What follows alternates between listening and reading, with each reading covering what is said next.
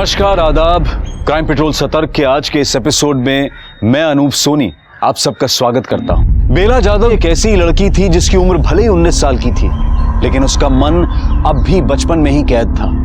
वो आज भी 8-10 साल की बच्ची वाली मासूमियत लिए हुए थी, लेकिन उसकी इस मासूमियत का असर समाज के उन दरिंदों पर नहीं हुआ जिनके लिए बेला सिर्फ एक फीमेल बॉडी के अलावा और कुछ नहीं थी। जहां एक तरफ इन बच्चों को हम स्पेशल चाइल्ड कहते हैं, वहीं दूसरी तरफ कुछ लोग इन मासूमों की असहायता का फायदा उठाते हैं। पैसे कब दे रहा तू मेरे? दूंगा ना, क्या भाग रहा हूँ? कब दे रहा है? दूंगा ना, बोला ना। तू चिल्ला रहा क्या? खराब मत कर। तू चिल्ला के बाद क्या कर रहा है? लेकिन धक्का क्या दे रहा है? अरे ये समझा ना, मेरे सामने बात किया था तू। धक्का क्या दे रहा है तू? क्या दे रहा है?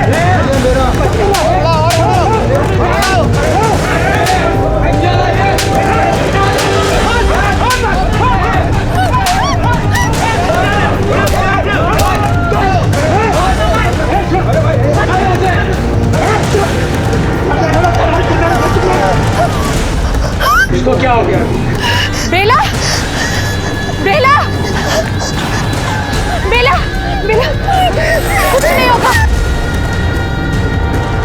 बेला, देख कौन आया है? हाँ, तेरी नहीं, बेला, होगा, देख कुछ नहीं हुआ। देख कौन आया है? इंदु वाहिनी। चल चल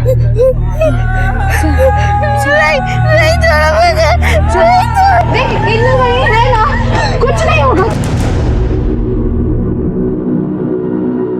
ए मीता, देख नहीं रहा मैं पढ़ रहा हूँ। बंद कर टीवी, कल परीक्षा है मेरी।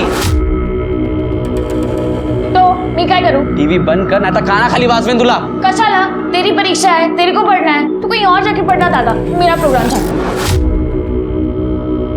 वो चर्बी आ गई ना तुझे? हाँ, बड़े भाई से ऐसे बात करेगी? हाँ? अपनी बहन को मारता है, शर्म नहीं आती तुझे? तो क्या करूं? परीक्षा है, फेल हो जाऊं? साला किस्मत ही खराब है। दोनों बहनें मिली, वो भी ऐसी। मिली बेला? हाँ, मिल जाएगी। वो इंदु गई है उसे ढूंढने के लिए, यही कहीं गई होगी खेलते खेलते। बेला अंदर चल। नहीं छोड़ो मुझे। नहीं, कुछ नहीं होगा बेटा। बड़ा बड़ा कुछ नहीं होगा। मैं हूं ना, आप लोग घर आए हैं। गया मेरा सीरियल। अब ये चिल्लाती रहेगी 10 घंटे। अब समझा ना डिस्टर्ब होना क्या होता है? नहीं छोड़ो मुझे। अरे बेला ऐसा क्या करते हैं? बेला शांत हो जा बेटा, गप बस। देख देख बेला, अभी शांत हो जा, फिर शाम को अपन छुपन छुपाई खेलना। कहा है तुम्हें कि बेला पे ध्यान दिया कर, ध्यान दिया कर। तुम हो कि क्या कर रही थी तुम? ओहो, तुम तो मत चिल्लाओ। एक तो इसका बच्चा दिमाग, ऊपर से तुम्हारा चिकना चिल्लाना, इसकी वजह से इसके दौरे और बढ़ने लगे हैं। सॉरी बाबा, वो मैं पीछे कपड़े सुखाने गई तभी बेला कहीं निकल गई। अगली बार से ऐसा नहीं होगा, मैं ध्यान रखूंगी। ठीक है, तुम इसे वैद्य जी की दवा दे। पर बाबा वो तुम आई थे ना, इसे वैद्य जी की दवा शांत करती है। दे तिला दवा। हो चल, कुछ नहीं होगा तुझे। मैं तुझे कुछ किचन में खाने को देती हूँ। अच्छा अच्छा चॉकलेट दूंगी। चल, मुझसे मेरी बेटी की हालत बिल्कुल नहीं देखी जाती।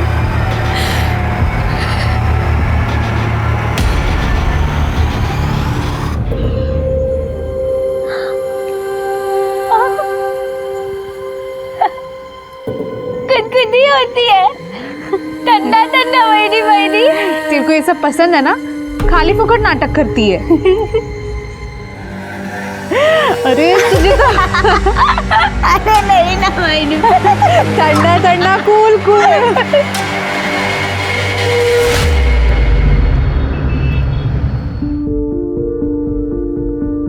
अरे वाह, आज आमची ननंद किचन मध्ये काय?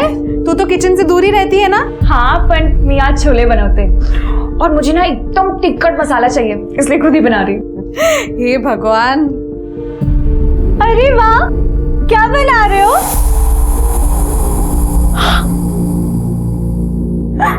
मीठा चीता छोले बना रहे हो? मैंने बोला ना मेरे को मीठा चीता नहीं बोलने का। ठीक है, तो चीता मीता बुलाऊंगी, पर पहले मुझे छोले बनाने दो ना। कोई नहीं पगना। नहीं बेला, जा तू बाहर जाके बैठ। नहीं नहीं, मैं ना ये गाती हूँ। अरे ये भगवान, मीता चिल्ला मत उस पे। तुझे पता है ना कि बेला को मुझसे गलती से गिर गया। जा बेला तू बाहर जा, मैं ये साफ करती हूँ। हाँ मीता, मैं ये सब साफ करती हूँ, तू वापस काट। उसको बोलने को नहीं होता ना। मीता दोबारा से काट। मुश्किल कट जाए मेरा। क्या मस्त है यार ये। ये देखना, ये अपने को मिलेगी क्या? इसको ढूंढना पड़ेगा। देख ये देख, वो देख सबसे मस्त। ये तो अपनी एरिया की पपलू परी है ना। चल कुछ मस्ती करते। पैसा दे। कौन सा पैसा रे? ये काय का पैसा तेरा? तेरे को उस दिन पैसा दिया ना, पैसा रिटर्न कर तू। जाना शाना बन रहा है, पैसा दे साले। पैसा तू नहीं देगा, जा तो तेरे को पैसा दे। पैसा दे, पैसा दे। तेरे पैसा दे। ये बेला, ये बेला को क्या हुआ? बोलो ना, तुझे चिल्ला मत, डर गई ना बेचारी। सॉरी बेला, चल तुझे चॉकलेट देते। बहुत सारे चॉकलेट है ना। हाँ डर मत, बिल्कुल मत डरो। अरे पर चॉकलेट कहाँ गई? इसकी ड्रेस में है ना। हाँ तुम्हें मालूम है, चॉकलेट मैंने जादू करके ना तुम्हारे ड्रेस में डाली थी। चलो चलो निकालते हैं। हाँ जेब चेक कर दो। जेब ही नहीं है, सलवार में हो गया ना। चैन में देखते, रुक। मिला चॉकलेट? नहीं यार, कहाँ है? नहीं मुकेश, कुछ नहीं।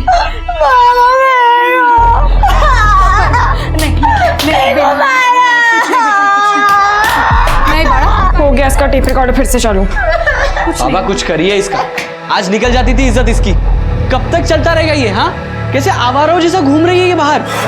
मैं कल ही वैद्य जी के पास जाता हूँ और उनको बोलता हूँ कि इसका डोज बढ़ाओ। नहीं बाबा, वैद्य के पास नहीं। बहू तुला चांगलं से माहिती आहे, उनकी दवाई इस पर असर करती है। हाँ बाबा, थोड़ी देर के लिए सही, इसका टेप रिकॉर्डर तो बंद हो जाता है दवाई लेके। बाबा वो हम बेला को पागलखाने में नहीं डाल सकते? मीता गप्पा बस। मेरा मतलब था इलाज के लिए। और इलाज के लिए पैसे कौन दे रहा? ये होने वाला ससुर देगा। एक तो मेरे पेंशन से इस घर का खर्चा नहीं पूरा पड़ता, और आलोक की मौत के मुआवजे के पैसे भी अब खत्म होने वाले। वो तो शुक्र है कि वैद्य जी का इलाज सस्ता है, वरना वो भी नहीं कर पाता।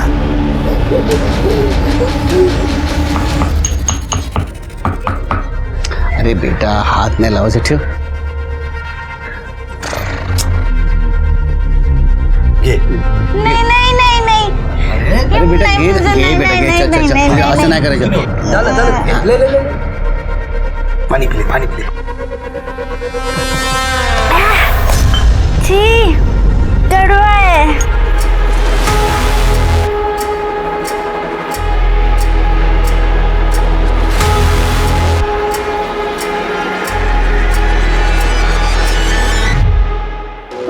नहीं, मुझे भी लेके चलो ना अपने साथ। नहीं बेला, मार्केट में बहुत गर्दी होती है, मैं भाजी लूंगी या तेरा ध्यान रखूंगी। ध्यान नहीं, मुझे चाट चाहिए, चाट खाना है, प्लीज ले चलो ना। अच्छा ठीक है, मार्केट से आते टाइम तेरे लिए गुप्ता जी का चाट लेके आऊंगी, ठीक है? ठीक नहीं है ना, अपने साथ लेके चलो ना प्लीज। नाही सांगितलं ना बेला। मीता, ए मीता, क्या? मैं मार्केट जा रही हूँ, तू बेला का ध्यान रखना। आई को बोलना। आई कीर्तन में गई है, मैं जल्दी वापस आ जाऊंगी। ऐकते का? हाँ चल।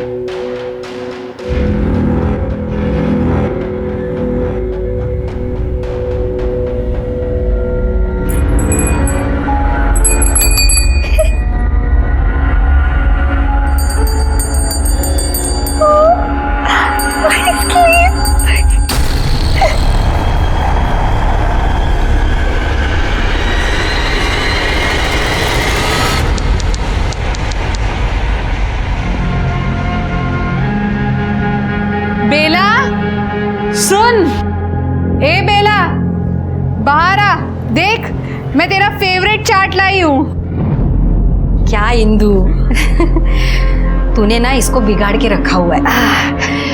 लेकिन मुझे अच्छा लगता है। तू उससे इतना प्यार करती है, उसका ध्यान रखती है। क्या आई, बेला मेरी बेटी जैसी है। पर बेला बेला कुठे आहे? ए मीता, बेला किधर है? मुझे क्या पता, इधर ही होगी, पीछे देखो। तू एक लड़की का ध्यान नहीं रख सकती? बेला नहीं आई। बेला पीछे तो नहीं है? नहीं है?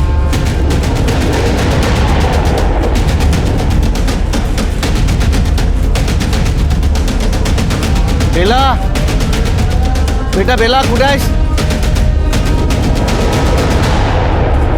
मैंने कोई गड़बड़ नहीं की, मैं तो यहीं पे बैठ के उसका ख्याल रख रही थी। पता नहीं कब कहाँ निकल गई। तेरे जैसी लापरवाह लड़की ना मैंने आज तक नहीं देखी। आई मेरे को। बाबा मिली क्या? आई क्या? बाबा, आपने सब जगह बरोबर देखा ना? हो ना इंदु, सब जगह देखा लेकिन वो नहीं मिली। मुकेश तो उसे शहर के बाहर ढूंढ कर आया। हो वही नहीं था, मैंने उधर भी देखा, नहीं थी वो। बाबा, फिर पुलिस के पास चले? हो जाऊया ना। अरे बाबा, हो क्या, पुलिस के पास क्यों जाना है? बेला ने पहले इतना नाटक किया है, अब पुलिस आएगी और नाटक होगा। लेकिन उसको ढूंढना तो पड़ेगा ना। खुद आ जाएगी। आई, आप क्यों टेंशन ले रहे हो? और अगर नहीं आई तो कल चलते पुलिस स्टेशन। मतलब वो रात भर बाहर रहेगी? अरे देवा, तिच्यासोबत काही उल्टा सीधा हो गया तो? अरे आई, कुछ नहीं होगा उसके साथ, आ जाएगी वो, क्यों टेंशन ले रहे हो?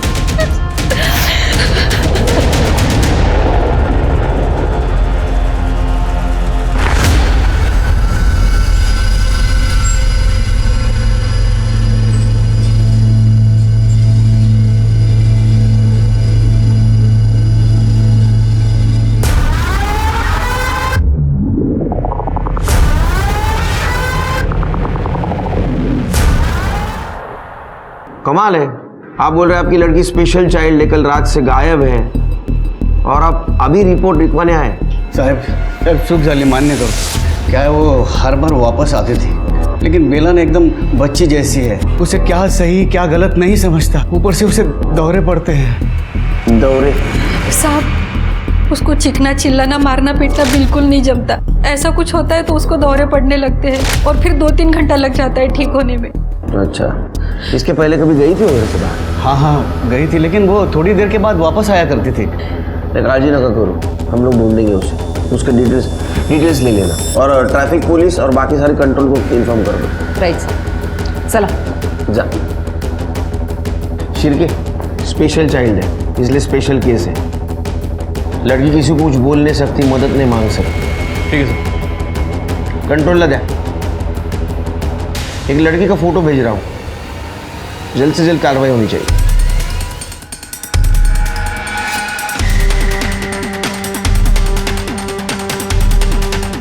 हो साहब, आम्ही बघितलं तो मैं जादव के घर गया और उसकी बहू को लेके आया। हमने देखा कि वो 2 लड़के वो बेला के साथ कुछ गलत कर रहे थे, मतलब ऐसा गलत जगह पे छू रहे थे उसे। छोड़ बेला, तू ठीक है ना? लाज नहीं वाटत? माँ बाप ने क्या संस्कार दिए? अरे वही खाली पीली काय को गरम हो रहे, हम तो इसका ध्यान रख रहे थे, है ना बेला? ऐसे अपनी बहनों का भी ऐसे ध्यान रखते हो? हाँ, छाती छुके। अगली बार से बेला के साथ ऐसा कुछ भी किया है ना तो सीधा पुलिस के पास लेके जाऊंगी। सर हम तो उसका ध्यान रख रहे थे, आज शपथ सर, वो तो हमारा झगड़ा देख के डर गई साहब। तुम दोनों अच्छे दोस्त हो?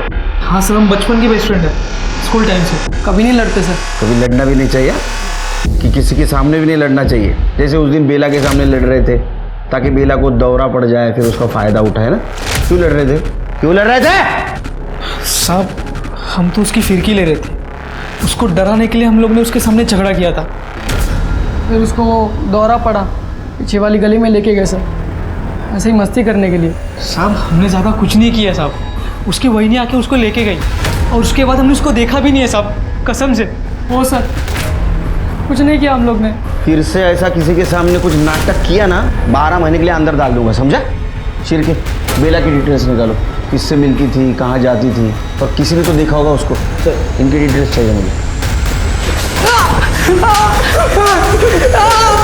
बेला, बेला, छोड़ो मुझे नहीं। बेला, छोड़ो उसको, छोड़ उसको। नहीं, नहीं, नहीं, नहीं, नहीं।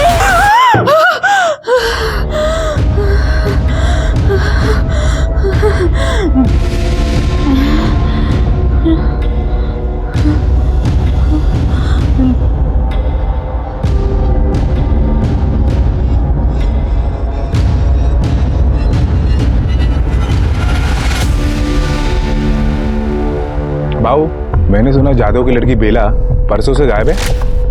अभी क्या बोलने का भाई, कुछ फैमिली लोग रहती है ना जिनका नसीब ही खराब रहता है, बस वही समझ। क्यों, पहले भी कुछ हुआ था क्या? तो फिर अभी जादव काका का जो बड़ा बेटा है, पहले वो मर गया। अभी जादव काका खुद तो रिटायर है, कोई काम धंधा है नहीं है, घर में पूरी गरीबी फैली है। उनका छोटा बेटा अपनी दुकान पे आता है ना चाय पीने के लिए, हरदम फोन पे उसका टेंशन चालू रहता है पैसे को लेके। और क्या बोलेगा और यार। सर, ये मुकेश को आगे की पढ़ाई के लिए पैसों की ज़रूरत थी। एक हफ्ते पहले उसे कॉलेज से नोटिस मिला था। 3 महीने से उसने कॉलेज की फीस नहीं भरी थी, लेकिन अचानक ये 15,000 रुपये पे कर दिए। ये कॉलेज की रिसिप्ट है। 3 महीने से पैसे भरने के लिए नहीं थे और एक झटके में 15,000। लॉटरी लगी है उसको। सर, मैंने मुकेश की बैंक डिटेल्स चेक की, उसको कमल राठी नाम के अकाउंट से पैसे ट्रांसफर हुए हैं। कमल राठी, ये कौन है? मुकेश को पैसे दिए थे तूने? हाँ सर, दिए थे, दोस्त है वो मेरा। कमाल है, मतलब 10 दिन पहले तुम्हारी कुछ दोस्ती नहीं थी, बातचीत नहीं थी, कुछ भी नहीं। 10 दिन में अचानक से दोस्ती बढ़ गई, दिन में 4-4 बार फोन शुरू हो गए और 10,000 तूने उधार भी दे दिए।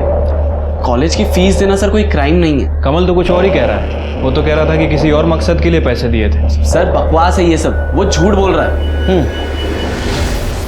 ये मुकेश तो बोल रहा है कि तू झूठ बोल रहा है, तूने उसकी कुछ मदद नहीं की, हालांकि तूने उसकी उधारी चुकाई। उसकी उतनी औकात थी वो मुझे उधार देगा? वो तो बोल रहा है, वो इतने नहीं, वो तो बोल रहा तेरे को दिमाग नहीं, तू बददिमाग है। उसने मुझे बददिमाग बोला? हाँ हूं मैं बददिमाग, जो उसकी बहन के लिए मैंने पैसे दिए। कितने? हाँ, कितने पैसे दिए थे? 10,000? सच सच बोल, नहीं तो हॉस्पिटल में फीस भरने के लिए भी पैसा नहीं रहेगा तेरे पास। सर, मुकेश चाहता था कि मैं उसकी बहन के साथ सोऊं और उसे पैसे दूं, इसलिए सर वो। उसने बोला और तू मान गया? नहीं सर, पहले मैंने मना किया था उसे, और वो 15 दिनों से मेरे पीछे पड़ा था। फिर मेरे भी मन में लालच आ गया और मैं। कितने में बेचा था उसने बेला को? सर 15,000 में। 15,000 के लिए अपनी बहन को बेच दिया? तुझे शर्म नहीं आई, घिनौने इंसान? सर, कॉलेज में फीस नहीं भरता तो कॉलेज वाले निकाल देते। अब वैसे भी सर, मेरा बाप तो कंगाल है और मैं नहीं चाहता था कि मैं अपने बाप की तरह 15,000 की नौकरी करूं। अरे तू 2 कौड़ी की नौकरी करने लायक नहीं है। तेरे फ्यूचर की जिम्मेदारी तेरी बहन ने नहीं उठाई है, समझा? बेला के साथ क्या क्या किया तुमने? बता रहा हूँ सर, मैंने मुकेश को 10,000 रुपये फीस के लिए एडवांस दिए थे और बाकी के 5,000 में काम होने के बाद देने वाला था। मैं बेला पर नजर रखने लगा था कि वो कब अकेली बाहर जाती है, और सर उस दिन वो अकेली बाहर निकली थी तो मैंने उसका पीछा करने लगा। फिर सर रास्ते में मैंने कमल को भी कॉल किया। सर मैं बेला को गांव के बाहर लेके गया। कहाँ जा रहे हैं? हम लोग ना गेम खेलने जा रहे हैं। अच्छा,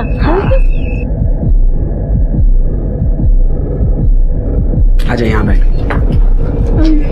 नहीं कुछ नहीं होगा, बैठ यहाँ पे, ठीक है? तो यहीं बैठ, कहीं जाना मत, मैं आ रहा हूँ 5 मिनट, ठीक है? सर मुकेश वहाँ से चला गया और कुछ देर बाद मैं वहाँ चला गया। चलो एक खेल खेलें। हाँ, हम ना लुक्का छुपी खेलेंगे। नहीं, पकड़म पकड़ाई खेलें।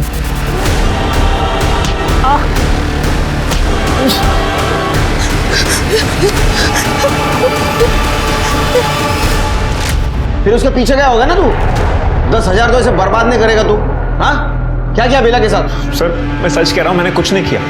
जैसे मैं बाहर निकला वो वहां से निकल गई थी। तेरी बहन मुझे यहाँ से मारकर भाग गई है। क्या भाग गई है? नहीं यार, शायद घर चली गई होगी।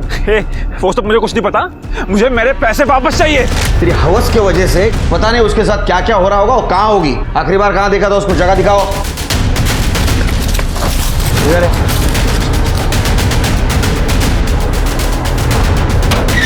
चल, यहाँ रखा था।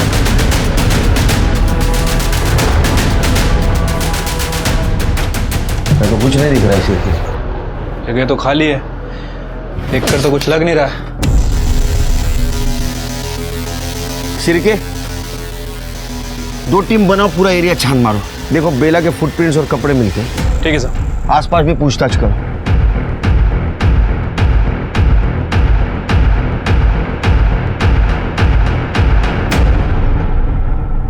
सर ये देखिए। क्या है कार्ड? ये चप्पल है सर। ये विक्टिम की हो सकती है। एविडेंस बैग में डालो सर, और आगे चेक करो। सर दुपट्टा,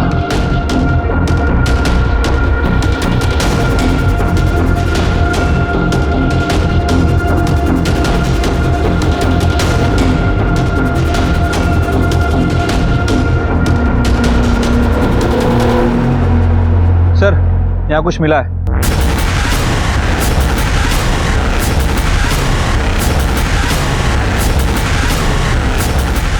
आइए सर, ये देखिए, यहाँ शराब की बॉटल्स मिली है और वो दुपट्टा और चप्पल। सर यहाँ कुछ ना कुछ तो हुआ है।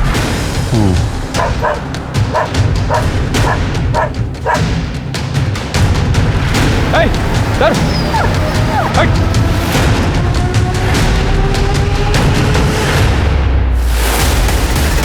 देख, पहचानता है? बेला। शेर के क्राइम स्पॉट यही है, फॉरेंसिक को बुला। इस जगह की एक एक इंच की फॉरेंसिक रिपोर्ट चाहिए मुझे। सर हाँ दिशा। सर मैंने बॉडी अच्छे से चेक की, बेला का बहुत बुरी तरीके से रेप हुआ है। और क्या? सर उसके प्राइवेट पार्ट्स में कचरा भरा गया, बहुत बुरी मौत मिली है बेचारे को। और सर एक ईयरिंग भी मिसिंग है उसके। करने लेके आओ उनके इधर।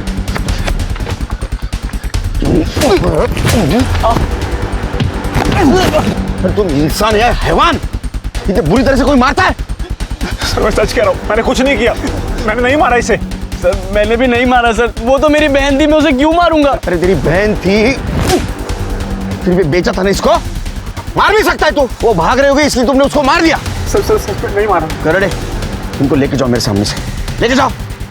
सिर के सर बॉडी को पोस्टमार्टम के लिए भेज दो, और अर्जेंट रिपोर्ट चाहिए मुझे, अर्जेंट। ठीक है सर। दिशा, बेला की फैमिली को बुला। सर क्या मुकेश ने किया ये सब? नहीं साहब, मेरा मुकेश ऐसा नहीं कर सकता। मुझे मालूम है अपने बेटे के बारे में ये सोचना बहुत मुश्किल है, लेकिन उसने खुद ने कबूला है, उसने बेला को बेचा था। और नहीं, मुकेश ने नहीं मारा बेला को, वो ऐसा नहीं कर सकता। उसने कबूला है कि उसने बेला को बेचा था अपनी कॉलेज की फीस भरने के लिए। वो बहला फुसला कर बेला को कमल के पास ले गया था, और उसे डर था कि वो सबको बता देगी, इसलिए दोनों ने मिलकर बेला को मार दिया। साहब मुझे उसके पास लेके चलो, मैं उसे जिंदा नहीं छोड़ूंगा। नहीं बाबा, मुकेश ऐसा नहीं कर सकता। आय का मजा। मुकेश ऐसा नहीं कर सकता, फिर कौन कर सकता है? इंदु जी, आपको किसी पे शक है, लेकिन अब बता नहीं रही। देखिए, अगर आप बताएंगी नहीं तो हम बेला को इंसाफ नहीं दिला पाएंगे। साहब वो वैद शामराव और उनके बेटे, वो लोग ठीक लोग नहीं हैं। वैद जी इलाज कर रहे थे बेला का? हाँ, पिछली बार जब बाबा बेला को वहाँ छोड़ने गए थे दवाई के लिए, और फिर मैं जब बेला को वापस लेने गई थी तो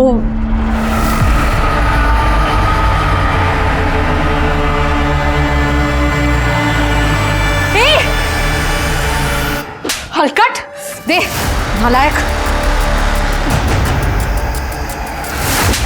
बीमार है वो, और तुम लोग ने इसको भी नहीं छोड़ा। अगर बाहर मैंने किसी को बताया ना कि तुम लोग ने क्या किया, तो दुकान बंद हो जाएगी तुम्हारे बाप की। इंदु, क्या हुआ? काई को इतनी भड़की हुई है?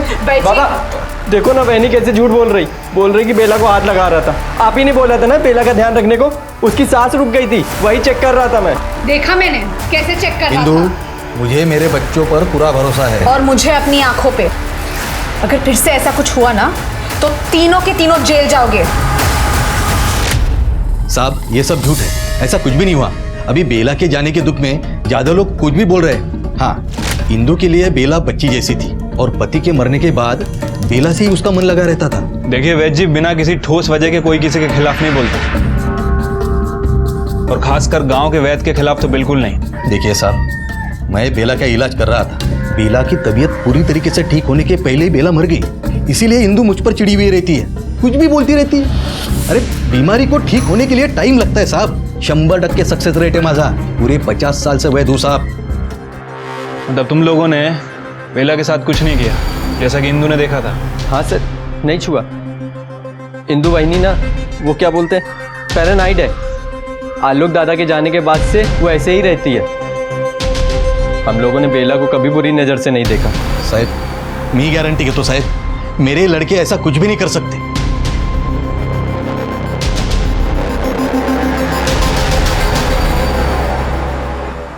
सर, ये गांव के वैद्य जितना कॉन्फिडेंस दिखा रहे हैं, उनके बेटों का कॉन्फिडेंस उतना ही हिला हुआ था। एक काम करो शेर के, क्राइम स्पॉट का डम डाटा निकालो, चेक करो उस दिन शाम को इनमें से कौन कौन वहाँ था। ये जादू फैमिली भी गड़बड़ लग रही है, खास करके इंदू। सर, बेला की पोस्टमार्टम रिपोर्ट। उसकी मौत 2 नवंबर को रात को 9 से 11 के बीच हुई। गला घोटकर मारा गया था। सर, उसके प्राइवेट पार्ट को कच्चे की डब्बे की तरह कच्चे से भरा गया। पत्थर, बीड़ी, माचिस की। Gang rape? जी सर। ये ऐसे लोग हैवानियत लाते कहाँ से? Gang rape? अगर गैंग रेप है तो उस दिन तो सिर्फ कमल था। सर मुकेश, सर ऐसा पहली बार नहीं होगा जब कोई सीमेंट सैंपल मिला? नहीं सर। बेला के साथ न सिर्फ बलात्कार किया गया था बल्कि उसके मरने के बाद उसके शरीर को कूड़ेदान की तरह से इस्तेमाल किया गया था। शायद पुलिस ने भी ऐसी हैवानियत पहली बार देखी होगी। बेला का मर्डर किसी की घिनौनी सोची समझी प्लानिंग थी या फिर मौके का फायदा, ये बात पुलिस समझ नहीं पा रही थी। पर उसी बीच उन्हें बेला के पिता यशवंत जाधव के बारे में एक चौंकाने वाली बात पता चली।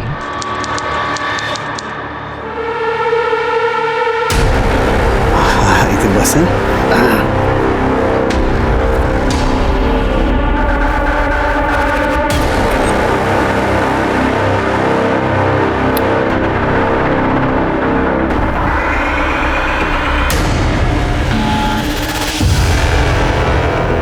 हमारा एनजीओ छोड़ी हुई प्रताड़ित औरतों के लिए है। कुछ औरतों को समाज नकार देता है और कुछ को अपना परिवार। बेला के साथ भी यही हुआ। बेला करीब 1 साल पहले मुझे यही मिली थी। एकदम डरी, सहमी सी, डिसओरिएंटेड थी, जैसे किसी ने दवा पिला दिया उसको। अच्छा, जब बेला आपको यहाँ पे मिली तो उसने बताया था कि उसे यहाँ किसने छोड़ा? जैसे उसको थोड़ा होश आया तो एकदम से उसने अपना नाम और पता बताया और उसने कहा कि उसके बाबा यहाँ उसको छोड़ कर गए। बाबा मतलब यशवंत जी? जी। उसके बाद आपने क्या किया बेला के साथ? यशवंत जी को कॉल किया और बेला उन्हें वापस दे दी। अच्छा, उस समय यशवंत जी ने आपको बताया होगा ना कि उन्होंने बेला को यहाँ क्यों छोड़ा? उन्होंने तो साफ मना कर दिया। उन्होंने कहा कि वो खुद से यहाँ आ गई होगी, पर मुझे पता है कि वो बेला से अपना पीछा छुड़ाना चाहते थे। या तो बेला ने वार्डन से झूठ बोला या तो तुमने वार्डन से झूठ बोला।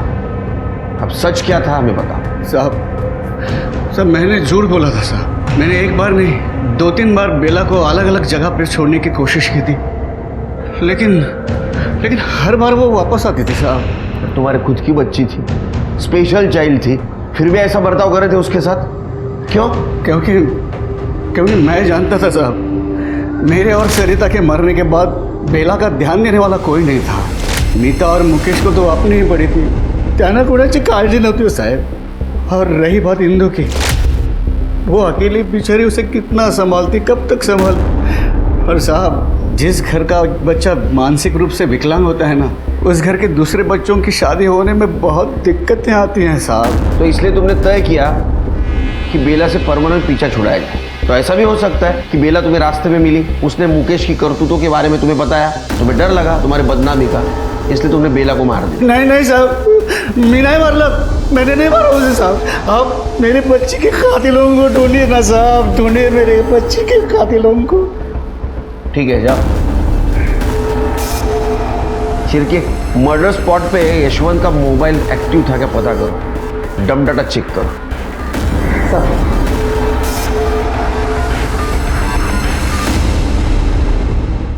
सर, क्राइम जगह का डम डेटा आ गया है। मैंने सारे सस्पेक्ट्स को वेरीफाई किया। पंकज, धनंजय, मुकेश, यशवंत और कमल। किसका नंबर मिला? सर, इनमें से किसी का भी नंबर पिंग नहीं हुआ जहां पर बेला का रेप हुआ, लेकिन एक नंबर 8:30 से 9:30 बजे के बीच एक्टिव था।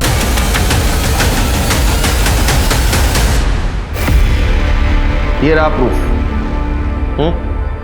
अब झूठ बोल के कुछ फायदा नहीं। वहां क्या कर रही थी तुम? देखो तुम प्राइम सस्पेक्ट हो। डम डेटा में साफ साफ तुम्हारा नंबर दिखाई दे रहा है। क्राइम स्पॉट पे तुम क्या कर रही थी? वहाँ मेरा भी रेप हो रहा था। दो लोग जानवर के जैसे मुझे भी नोच रहे थे। क्या हुआ था तुम्हारे साथ? जब बाबा और मुकेश को बेला नहीं मिली तो मैं खुद बेला को ढूंढने निकली थी। बेला, बेला, कहाँ है तू? बेला,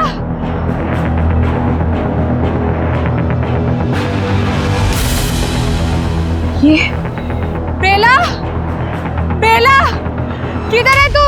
बेला,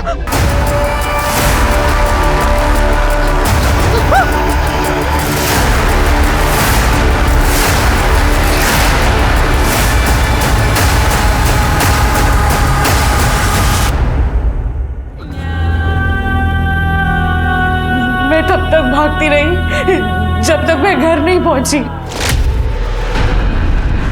घर में किसी को पता है?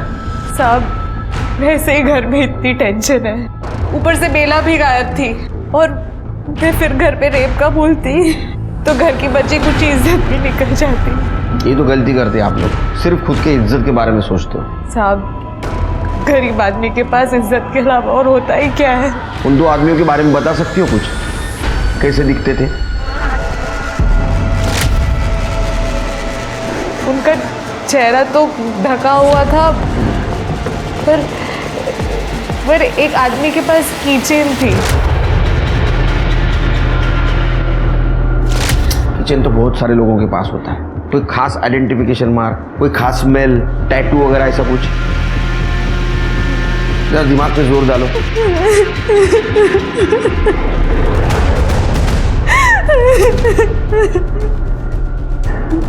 ठीक है, इनको मेडिकल के लिए लेके जाओ। सर कुछ गड़बड़ लग रही है। पहले मुकेश को डिफेंड कर रही थी और जब खुद का नंबर निकला तो बोल रही है कि मेरे साथ भी रेप हुआ है। सर मुझे लगता है कि ये मुकेश और खुद को बचाने की कोशिश कर रही है। सच क्या और झूठ क्या है ये तो मेडिकल रिपोर्ट के बाद ही पता चलेगा।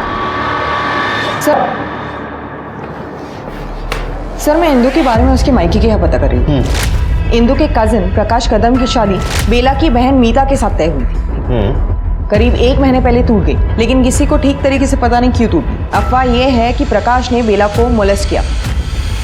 सर ये सब झूठ है सर, मी असं काही केलेलं नाही है। तो जादव फैमिली ने तेरे साथ ऐसे रिश्ता तोड़ दिया? मैं आपको बोलता हूँ सर, ये मीता का है ना, जरूर किसी और के साथ लफड़ा होगा। हाँ, इतने पेशेंस नहीं मेरे पास। ये हुआ होगा, वो हुआ होगा, सच सच बता ताकि बेला के कातिल तक हम पहुंच सके। नहीं बताएगा? सिरके लेके जा इसको अंदर। चल, नहीं सर, सांगतो सर। पहले कसं टाइमपास करू तर मग? सगाई वाले दिन मैंने बेला को कपड़े बदलते देखा था सर। मुझे लगा थोड़ी पागल है, क्या बोलेगी, तो मैं उसके रूम में घुस गया सर। मैं कर रहा हूँ ना, मैं बांधता हूँ। चल नहीं छोड़ो मुझे। कर रहा हूँ ना। नहीं छोड़ो मुझे। अरे प्रकाश, खोल, लाज नहीं वाटत तुला? निकल यहाँ से, निकल यहाँ से। मेरे से गलती हो गई सर, मैं मानता हूँ मेरे से गलती हो गई। मैंने मीता के परिवार वालों को भी बोला कि मेरे से गलती हो गई, वापस नहीं होगी। वो बेला को वैसा देखकर मेरे को क्या हो गया था सर, कुछ समझ में नहीं आया सर।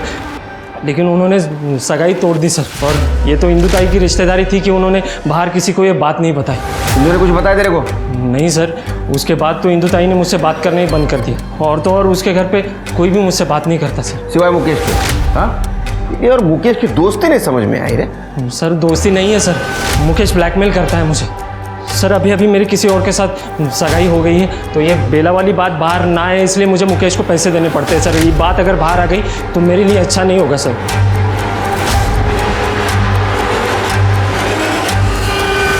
ब्लैकमेल नहीं, डील। मुकेश को पैसों की जरूरत थी, उसने कमल के साथ जैसी डील की वैसे तेरे साथ डील की। उसने उस दिन कमल को जैसे बताया कि बेला कहाँ बंद है, वैसे तेरे को भी बताया। तू वहाँ गया, उसका फायदा उठाया और बेला का रेप किया। नहीं सर, उस दिन ना मेरी मुकेश से कोई बात हुई, ना मैं घर से बाहर कहीं गया। आप चाहिए तो वो चेक कर सकते हो, वो कॉल लोकेशन, डम डेटा ना। सिरके इसके घर के आसपास भी पूछताछ करो, जरा भी लगे ना ये झूठ बोल रहा है, 100% एक करोगे। हाँ सर, मैंने प्रकाश को ब्लैकमेल किया था सर। कमल ने मुझे सिर्फ 10,000 दिए थे और मुझे कॉलेज में 15,000 भरने थे, इसीलिए सर मैंने प्रकाश से मांगे थे। अपने बेचारे बहन को सामने करके धंधा कर रहा था ना तू, तुला लाज नहीं वाटत? और क्या क्या छुपा रहा है हमसे? कमल के साथ मिलके अपनी बहन बेला का मर्डर किया है तूने? नहीं सर नहीं, मैंने अपनी बहन का मर्डर नहीं किया है। मैंने आपको कितनी बार कहा। सर, इंदु जादव की मेडिकल रिपोर्ट आ गई है।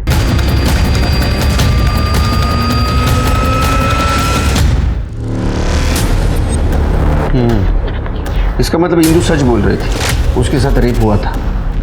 उसके प्राइवेट पार्ट में भी इंजरी है 4-5 दिन पहले की। लेकिन सर इंदु ने उनमें से किसी का चेहरा नहीं देखा और उस दिन का कुछ भी याद नहीं है उसे। दिशा, अक्सर ट्रॉमा में मेमोरी धोखा दे जाती है, लेकिन उसे याद दिलाना होगा, क्योंकि उसकी और बेला की केस उसकी याददाश्त पे डिपेंड है।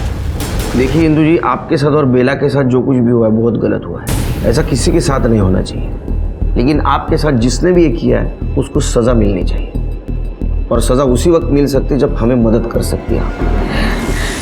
देखिए, मुझे पता है इस हादसे को वापस याद करना आपके लिए बहुत तकलीफ वाला काम है, लेकिन फिर भी थोड़ा विचार करा।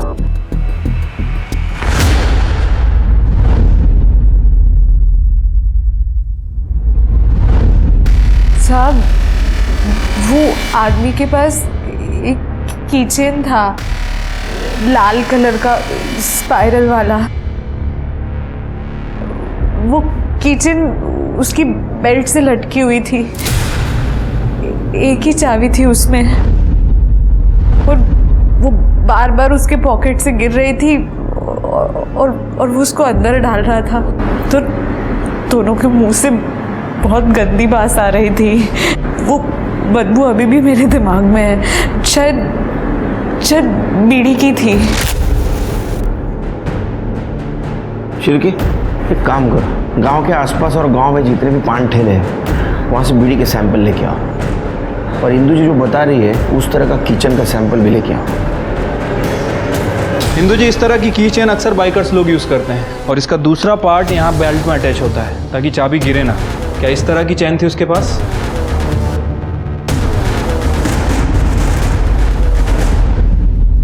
हाँ सर, ऐसी ही की चेन थी। सिर के बीड़ी के सैंपल सिर्फ इतने मिले? हाँ सर, केवल गांव की 3 दुकानें ही हैं जो बीड़ी बेचती हैं, और 3 ही ब्रांड अवेलेबल हैं। बाबा, सर पेट में बीड़ी।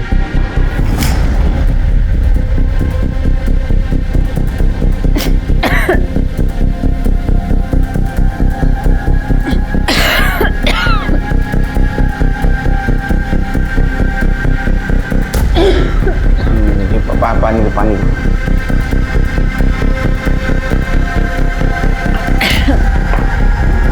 पहली वाली।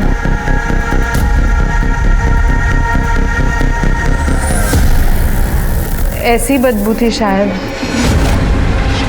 सर, रजनी बीड़ी कौन सी दुकान में मिलती है? सर, ये तीनों दुकान पे अवेलेबल है।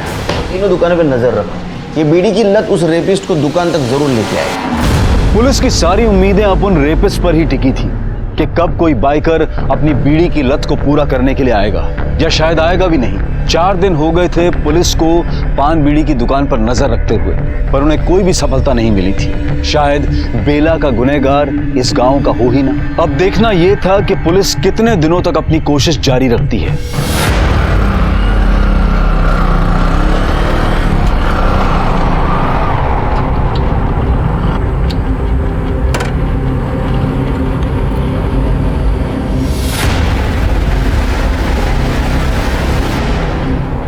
रजनी बीड़ी दे रहे, दे। ये कौन है ये? पुलिस! अरे चल, पकड़ो इसे। काय को पकड़ रहे? ओए, मैंने क्या किया?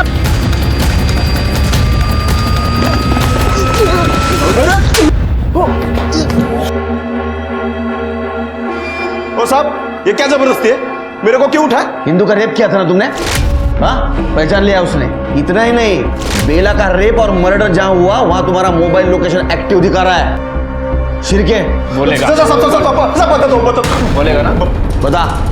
उस रात हम दारू पी रहे थे, तो वहाँ बेला आई, ऐसे ही अकेली भटक रही थी, तो हमने उसका पीछा किया।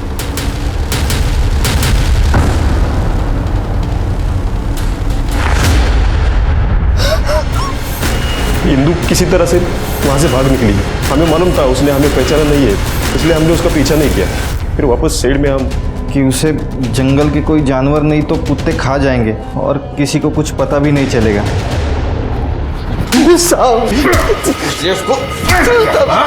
कभी जिंदगी भर सर जेल में और निकाल तेरी हवस। क्या हो गया है हमारे समाज को और कैसे ठीक होगी ये भ्रष्टता, ये अनैतिकता? अब भी अगर हमने अपने समाज को सुधारने के लिए कदम नहीं उठाए तो हर घर में बेला की कहानी दोहराई जाएगी। देखते हैं हमारे आज के एपिसोड की दूसरी कहानी। हाईकोर्ट ने हमारी अपील नामंजूर कर दी तो क्या हुआ? हम सुप्रीम कोर्ट तक जाएंगे और उसके बाद भी अगर जरूरत पड़ी तो राष्ट्रपति तक जाएंगे। लेकिन इस दरिंदे नईम भट्ट को मैं जेल में नहीं, फांसी के तख्ते पर देखना चाहता हूं, जिसने मेरी। शौविक जी, मैं आपके गुस्से को समझ सकता हूँ। देखिए, ये तभी पॉसिबल है जब सुप्रीम कोर्ट हमारे केस को rarest of the rare case में काउंट कर ले। इसलिए तो मैं कल सेंट्रल जेल जा रहा हूँ। हमें कोर्ट में इतना साबित करना है कि नईम भट्ट को अपने किए का बिल्कुल भी पछतावा नहीं है। जेल अथॉरिटीज और वहाँ के कैदियों से मैं सारी इंफॉर्मेशन कलेक्ट कर लूंगा। You don't worry, Naeem Bhatt jail से सीधा फांसी के तख्ते पे जाएगा।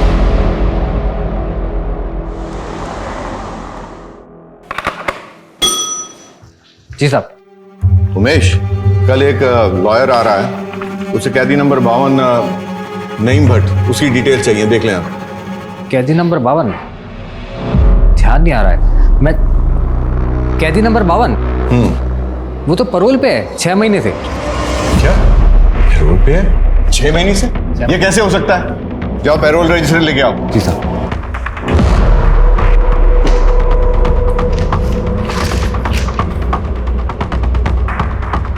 7 दिसंबर 2018 पैरोल पे कैसे हो सकता है ये? अब क्या करें साहब?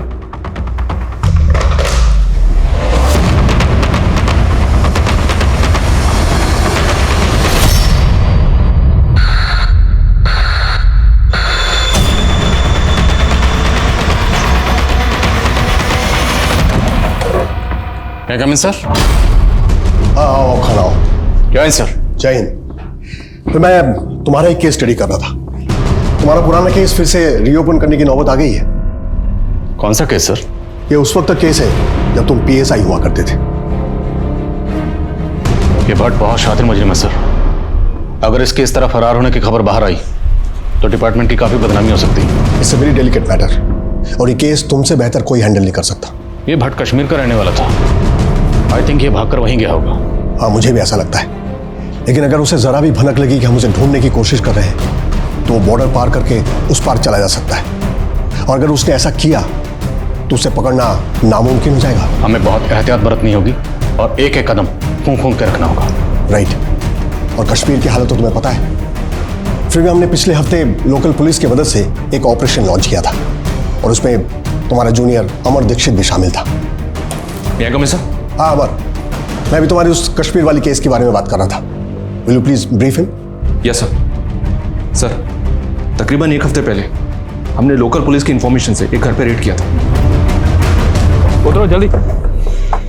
कौन सा घर है जनाब? ये और तुम लोग यही रुको, मैं आगे जाता हूँ, मुझे बैकअप देना।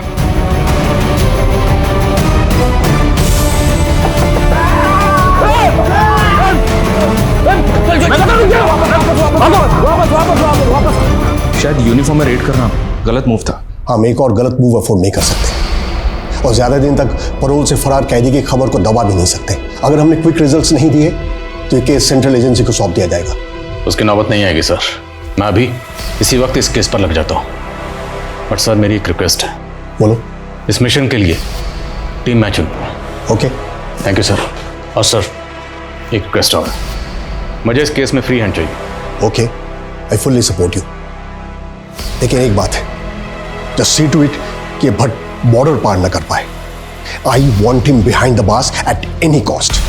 क्राइम पेट्रोल का हमेशा से यही मकसद रहा है कि लोगों में अपराध के खिलाफ सतर्कता बढ़े। लेकिन कुछ ऐसे केसेस होते हैं जो ना सिर्फ जनता के लिए बल्कि कानून और व्यवस्था के लिए भी सबक बन जाते हैं। आज का ये केस उन गिने चुने केसेस में से एक है जिसने सरकार को कई सालों से चले आ रहे 2 कानूनी प्रावधानों में बदलाव लाने पर मजबूर कर दिया। नियम कानून में मौजूद उन खामियों को उजागर किया जिनका फायदा उठाकर शातिर खिलाड़ी कानून से लुका छिपी का खेल खेलते थे। मिस्टर मेहता, सेटलमेंट करना ही सही रहेगा। मैं सामने वाली पार्टी से कह करके 15 लाख तक का कंपनसेशन करवा सकती हूँ, लेकिन इससे ज़्यादा पॉसिबल नहीं है। ओके। हाय मिस पायल। आप कौन? जी मैं वो हूँ जिनसे आप यहाँ मिलने आई हैं। Abhijeet. Right. Nice meeting you. तो क्या फैसला किया आपके क्लाइंट ने कंपनसेशन के बारे में? देखिए, कंपनसेशन में जो है आपको 20 लाख। मेरे क्लाइंट कंपनसेशन में 20 लाख देने को तैयार है। आउट ऑफ कोर्ट सेटलमेंट कर लेते हैं, क्यों मिस्टर मेहता? ओके। आइए, हाथ मिलाइए। मिस्टर मेहता, एग्रीमेंट के कुछ टर्म्स हैं, एक बार आप पढ़ लीजिए और इसके लास्ट पेज में आपका साइन चाहिए होगा। पिछले 6 महीने से इस नईम भट्ट को किसी ने नहीं देखा, तो पूरे चांसेस हैं कि इसने अपना नाम, हुलिया सब कुछ बदल लिया होगा। बहुत शातिर। ऐसे शातिर मुजरिम मैंने अपने करियर में बहुत कम देखे हैं, जिन्हें ना सजा का खौफ है ना गुनाह का कोई पछतावा। पर ऐसा शातिर मुजरिम पैरोल जम करके बाहर आज़ाद घूम रहा है, ये सोच कर ही मुझे गुस्सा आता है। सर, ये नईम भट्ट जिस जेल में बंद था, वहाँ से इसके बारे में कोई इन्फॉर्मेशन मिल सकती है क्या? क्योंकि उस जेल में कोई तो ऐसा होगा जो इसका दोस्त बना होगा। पक्का होगा, क्योंकि नईम भट्ट दोस्त बनाने में माहिर है। मिस पायल, हैप्पी? आपकी सोच से ज़्यादा कंपनसेशन दिलवाया मैंने। लेकिन क्यों?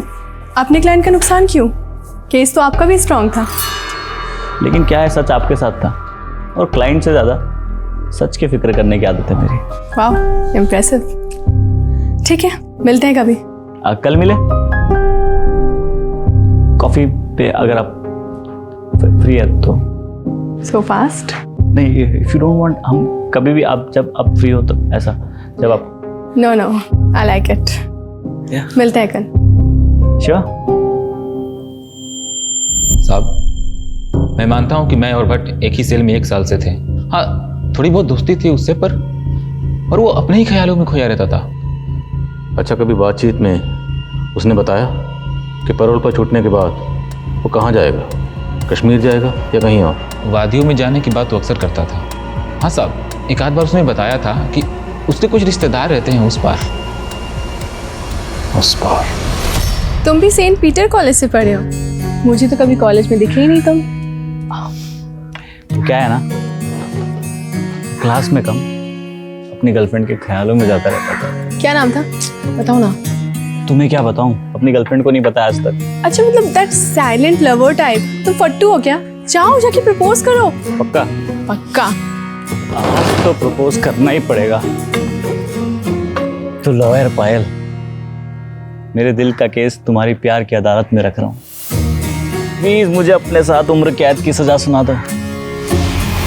सर, ये नईम भट्ट कठुआ का रहने वाला है और इसके कुछ रिलेटिव्स पुंछ के आसपास के एरिया में भी हैं, जो कि पाकिस्तान बॉर्डर के काफ़ी नज़दीक है। लोकल पुलिस से बात की है मैंने सर, पर मुझे लगता नहीं कि वो लोग कुछ ज़्यादा मदद करेंगे। पिछली बार हम लोग गए थे तो लोकल लोगों ने पथराव किया था।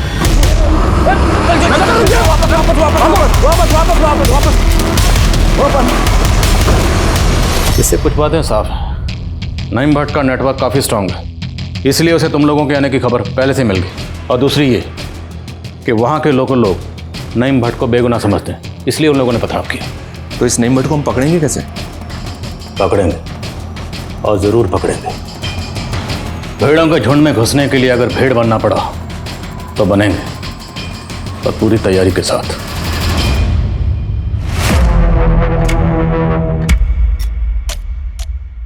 हसन मेहंदी, तुसी जलंधर से हो? हाँ जी। ठीक है, नौकरी पे रख रहा हूँ और कल किसी सोसाइटी में ड्यूटी फिक्स करता हूँ तेरी, ठीक है? शुक्रिया पाजी। चलो, कोई बात नहीं।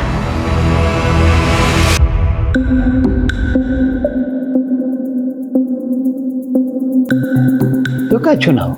मैं चुना असलम।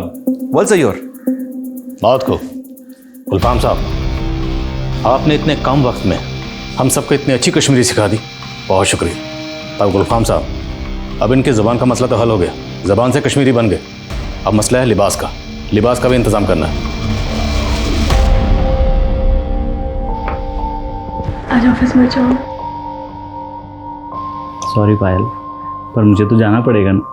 क्या है कि दुबई का प्लान तुम्हारा पोस्टपोन हुआ है, मेरा नहीं। मेरा तो ऑफिस चालू है ना। और क्लाइंट को क्या बोल के मना करूँ यार? लॉयर साहब, आप हमारे लिए झूठ नहीं बोल सकते। हाँ मैडम, लॉयर हूँ, लायर नहीं। और तुम शायद भूल रही हो, तुम्हारी जो छोटी बहन निशा, जिसके एग्ज़ाम के वजह से हमारी शादी मार्च में ना होके दिसंबर में हो रही, तो अगर हमारी शादी अभी तक हो चुकी होती तो हम दुबई में सेटल हो चुके होते और हनीमून की तैयारी कर रहे होते, नहीं? तो थैंक्स टू योर बहन, bye bye, see you, bye.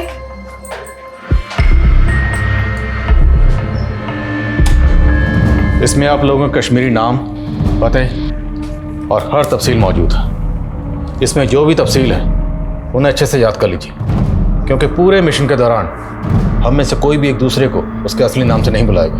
आज से हम जो भी हैं वही हैं जो इस लिफाफे में हैं। और अगर कोई ज़रूरी बात करनी है तो हम एक दूसरे को गुलफाम साहब के ज़रिए पैगाम भिजवाएंगे। सर, गुलफाम साहब, आप कश्मीर में अपना खबरी नेटवर्क एक्टिव कर रहे हैं ना? जी जनाब। तो बस तैयार है हम लोग जन्नत के सफ़र के लिए, और जन्नत में छुपे हुए शैतान को पकड़कर यहाँ लाने के लिए, वो भी जल्द से जल्द। इससे पहले कि वह शैतान किसी और मासूम को अपना निशाना बनाए, हमें गर्दन से घसीट कर उसे यहाँ लाना है।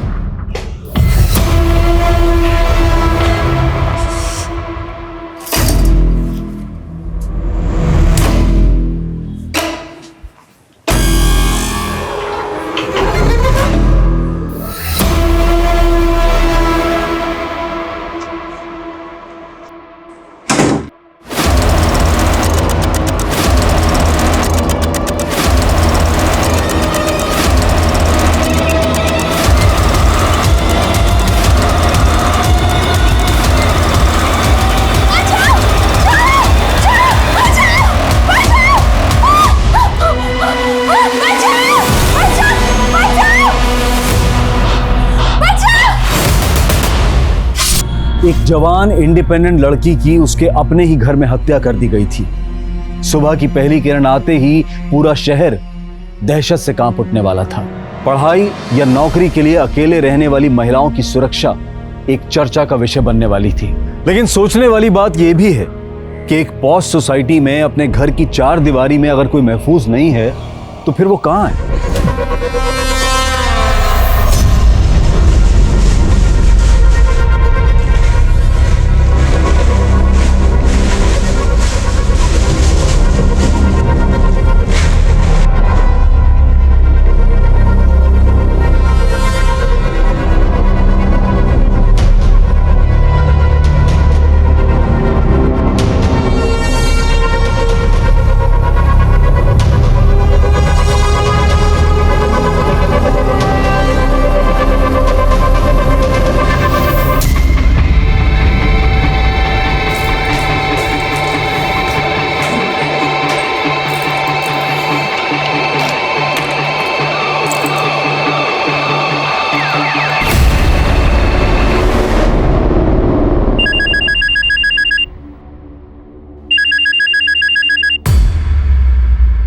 हेलो बेटा, बोल। फाइल को किसी ने मार दिया। की बोलছিস?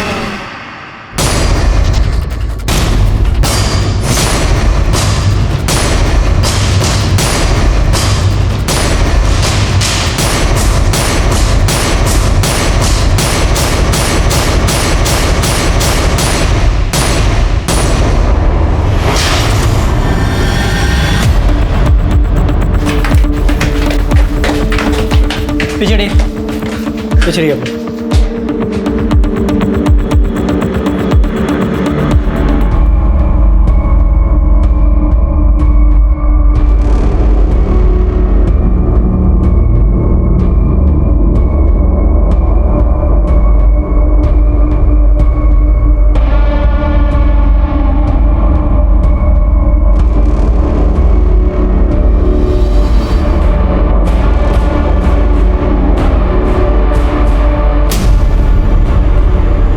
अभिजीत।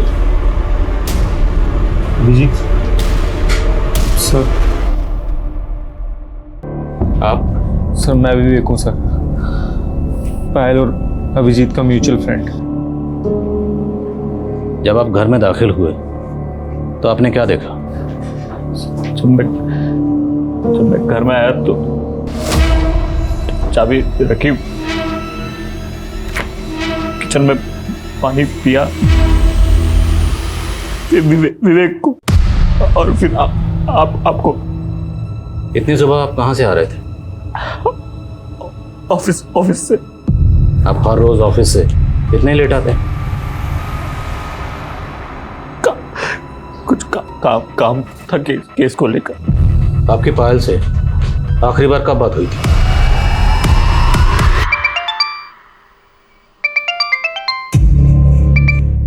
हेलो। आसपास सब जगह लाइट है, बस हमारे यहाँ लाइट नहीं है। तुम प्लीज आ जाओ ना। यार बेबी अभी तो नहीं आ पाऊंगा, 2 घंटे लगेंगे। तुम एक काम करो, तुम वॉचमैन को बोल दो, इलेक्ट्रिशियन बुला देगा कोई। अच्छा मुझे बहुत ज़रूरी काम है, मैं कॉल करता हूँ तुम्हें बाद में, ठीक है? Okay bye. दोबारा लाइट चली गई थी? हाँ, इलेक्ट्रिशियन का कहना था कि वायरिंग का इशू है, इसलिए बार बार एमसीबी ट्रिप हो रहा था। अभी तो लाइट है। अच्छा सुनो ना, तुम कब तक आ रहे हो? जल्दी आ जाओ ना प्लीज। ओके बाबा, कोशिश करता हूँ। और कोशिश करके आप कितने बजे तक घर पहुंचे? 4 बजे के आसपास। सर मैं पायल और अभिजीत का पड़ोसी हूँ और इस सोसाइटी का सेक्रेटरी भी।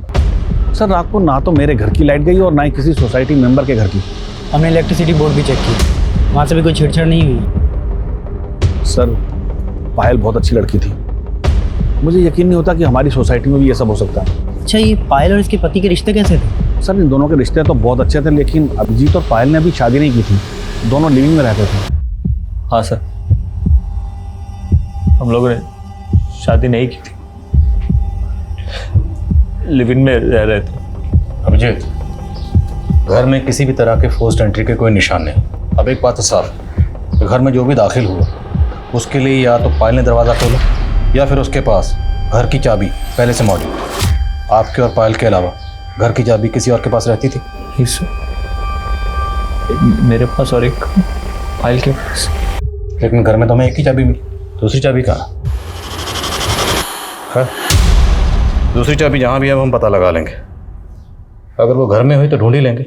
वैसे दूसरी चाबी घर में ही है ना। आप ये बताइए, आपने घर पर आने के बाद किन किन चीज़ों को टच किया? फ्रिज, बॉटल, ग्लास, इनके अलावा किन किन चीज़ों को? मुझे कुछ याद नहीं आ रहा है। अब वकील ने इतना तो जानते ही होंगे ना कि क्राइम सीन को टेम्पर नहीं करते, टेम्पर करते क्रिमिनल। और आपने टेम्पर किया, चीज़ों को छुआ, क्यों? अच्छा आप बता रहे थे कि आप ऑफिस में देर रात तक काम कर रहे थे, राइट? किसने देखा होगा आपको? कोई गवाह, कोई विटनेस कोई है? वॉचमैन ने देखा होगा शायद। जिस क्लाइंट के केस पर आप काम कर रहे थे उस क्लाइंट का नाम तो याद होगा आपको? क्लाइंट का नाम, number, mobile number? Sir please don't mind sir. I think उसको थोड़ा रेस्ट की ज़रूरत है सर। आई मीन उसकी हालत देखिए सर। अभी जो लाश गई है यहाँ से, उसकी हालत देखिए आप। खून से लथपथ लाश यहाँ से गई है और खून किसने किया ये पता करना हमारी ड्यूटी है। क्लाइंट का नाम, नंबर, एड्रेस, मोबाइल नंबर सब दीजिए। दोनों लिव इन रिलेशनशिप में रहते थे। हो सकता है अभिजीत शादी ना करना चाहते हो, लेकिन पायल मान ना रही, वो शादी करना चाहती है। सर अभिजीत खुद वकील, फिर भी उसने क्राइम सीन पे जगह जगह चीज़ों को टच किया। अब ये सब उसने जानबूझ के किया या उससे अनजाने में हुआ, ये कुछ समझ नहीं आ रहा सर। कॉल रिकॉर्ड निकलाओ वकील साहब को। और बिल्डिंग का सीसीटीवी अरेंज हुआ? जी सर।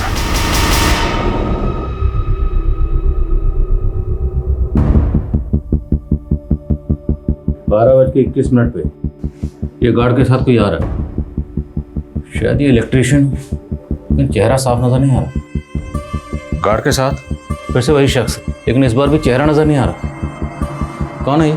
सर इलेक्ट्रिशियन लगता है, क्योंकि 2-3 इलेक्ट्रिशियन बिल्डिंग में आते रहते हैं, लेकिन ये कौन है ये बता पाना मुश्किल है। लेकिन सारे इलेक्ट्रिशियन पास की बस्ती में रहते हैं। जरा गार्ड को बुलाइए, उसको बताओगे। सर वो तो नाइट शिफ्ट में था, अभी घर गया है।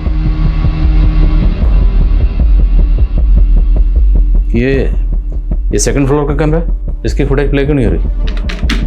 समझ नहीं आ रहा सर, इसे क्या हो गया? पिछले हफ्ते तो सारे कैमरे चेक करके गया था आदमी, लगता है फिर खराब हो गया। शायद खराब हुआ नहीं है, खराब किया गया। जितने भी इलेक्ट्रिशियन यहाँ पे आते हैं सबका एड्रेस दीजिए और मुझे पूरी रात की फुटेज चाहिए। जी सर। नहीं सर, मैंने गया था कल रात को। सच बोल रहा है ना? बिल्कुल सच बोल रहा हूँ साहब। मैं जीवन ज्योति बिल्डिंग में जाता हूँ इलेक्ट्रिशियन का काम करने के लिए, लेकिन कल रात को नहीं गया मैं। हाँ सर, कल 2 बार गया था जीवन ज्योति सोसाइटी और 203 वाली मैडम के घर की लाइट चली गई थी। यहाँ से सब ठीक है। मैडम मैं नीचे एक बार मेन स्विच देख के आता हूँ। 203 ना? अरे यार ये एमसीबी ड्रिप हुआ है यार। लाइट आ गई ना मैडम? हाँ भैया। अरे मैडम वो कुछ था नहीं, मेन स्विच का एमसीबी ट्रिप हो गया था, तो अभी ठीक कर दिया है, कोई प्रॉब्लम नहीं है। Okay, thank you. लेकिन आधे घंटे बाद गार्ड का फिर से फोन आया, तो जाके देखा तो एमसीबी ट्रिप हुई थी, उसको ठीक किया और फिर मैडम को बताया आप एक काम करो, कल तक के लिए ना एसी और गीजर मत चलाना, कल आके मैं पूरी वायरिंग चेक कर लेता हूँ। ठीक है? ठीक है भैया। ठीक। फिर मैं घर आ गया साहब। तेरी उंगली पे क्या हुआ? सब चोट लग गई थी। कब? कल। कैसे? सब भाजी काटते समय। जब तुम बिल्डिंग से बाहर आए थे तो निकलते हुए किसने देखा था? हाँ साहब, वो देखा था ना, वो गार्ड अहमद ने देखा था। सब उसके पास मेरा 500 रुपया उधार है साहब, दे नहीं रहा है। आप लोग बोल देंगे तो दे देगा साहब। देख, अगर मुझे बाद में पता चला कि तुमने कुछ झूठ बोला था या छुपाया था तो एक बात याद रखना, मैं बत्ती गुल नहीं करूँगा, पूरा फ्यूज उड़ा दूंगा। शहर छोड़ के कहीं मत जाना, समझ गए?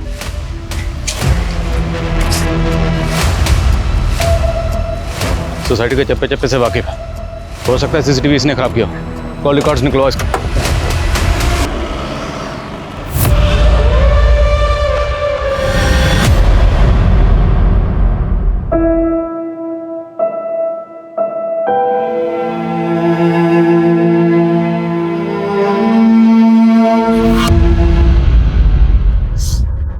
हाँ बोलो विवेक।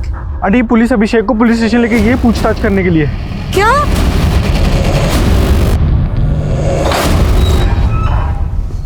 तो वकील साहब, प्लानिंग तो बड़ी तगड़ी की।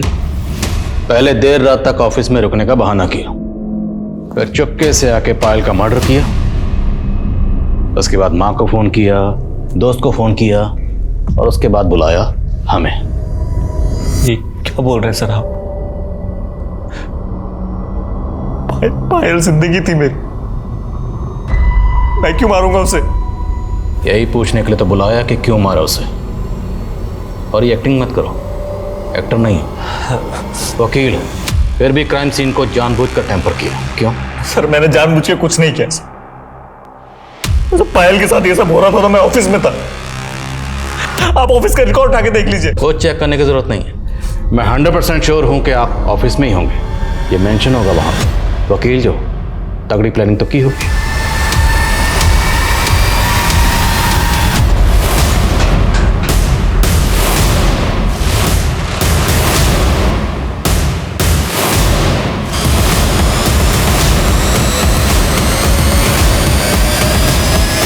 तो घर कितने बजे पहुंचे?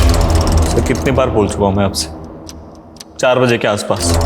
तो 4 बजे के आसपास जब आप अपने घर पहुंचे तो एंट्रेंस पे जो सीसीटीवी कैमरा लगा हुआ है तो उसमें आपकी गाड़ी आते हुए नजर क्यों नहीं आ रही? गेट नंबर 2 से आए। एग्जैक्टली 2 नंबर गेट से। क्यों? क्योंकि आपको पहले से पता था कि 2 नंबर का सीसीटीवी खराब है। मुझे कैसे पता होगा सर? कोइंसिडेंस हो सकता है। कोइंसिडेंस? जिस गेट से आप एंटर हुए वहाँ का सीसीटीवी खराब, जिस लॉबी में गए वहाँ का सीसीटीवी खराब, जिस फ्लोर पे आप रहते हो वहाँ का सीसीटीवी खराब, और बाकी बिल्डिंग के तमाम सीसीटीवी चल रहे हैं। वकील साहब, इसे कोइंसिडेंस नहीं, इसे कहते हैं प्लानिंग। कैसे समझाऊं सर आपको? मैंने कोई प्लानिंग नहीं की।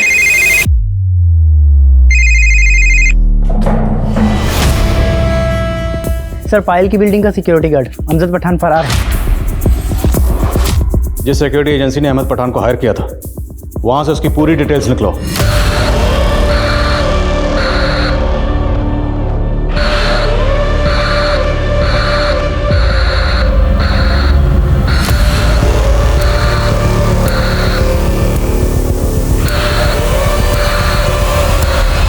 ये एड्रेस है, लाल चौक कश्मीर।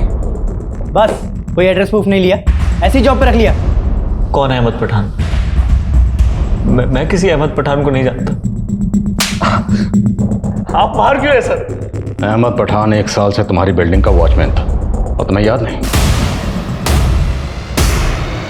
हाँ हाँ सॉरी, आपने अचानक पूछा तो दिमाग से निकल गया। और अब अचानक पड़ा तो दिमाग में आ गया, है ना? अहमद पठान 1 साल से तुम्हारी गाड़ी साफ कर रहा था, तुम्हारी इससे कभी बात नहीं हुई? अब कहना क्या चाहते हैं? साफ साफ कहिए। हमने जो बोलना था बोल चुके हैं, अब साफ साफ तुम बताओ कि अहमद पठान को कितने पैसे दिए पायल को मारने के लिए? तुम्हारे और पायल के बीच में क्या प्रॉब्लम चल रही थी? सर आप क्या बोल रहे हैं? अगर आप मेरा दुख कम नहीं कर सकते, कम से कम उसे बढ़ाइए मत। दुख या पछतावा? होता है। जब कोई पहला जुर्म करता है तो उसे बहुत पछतावा होता है, उसका ज़मीर उसे बहुत कोसता है, जैसे तुम्हारा ज़मीर इस वक्त तुम्हें कोस रहा है। लेकिन इसका एक इलाज है, अगर जुर्म करने वाला अपना जुर्म कबूल कर ले तो उसे सुकून मिलता है, राहत मिलती है। अगर तुम भी अपना जुर्म कबूल कर लोगे तो तुम्हें भी राहत मिलेगी, सुकून मिलेगा।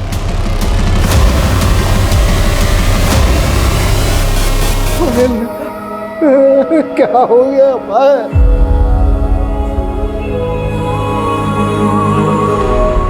मार्च में शादी? दीदी तब तो मेरे एग्जाम्स होंगे ना।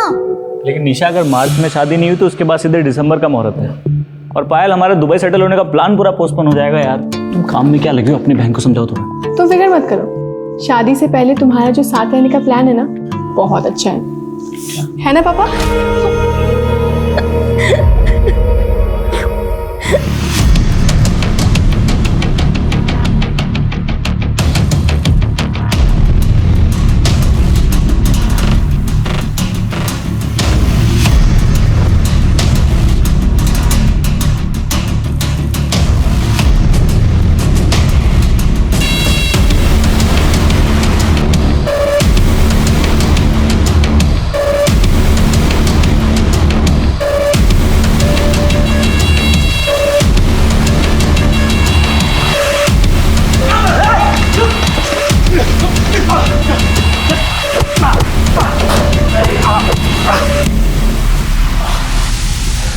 अहमद पठान, अभी तो सिर्फ तेरी टांगे तोड़ी, अगर सच नहीं बोलना तो पूरे जिस्म की हड्डी पसली एक कर देंगे।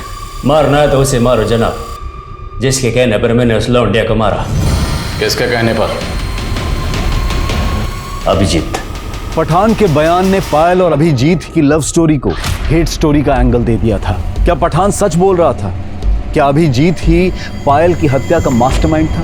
अगर ये सच था तो ऐसा क्या हुआ था पायल और अभिजीत के बीच जो इस जुर्म का मकसद बना?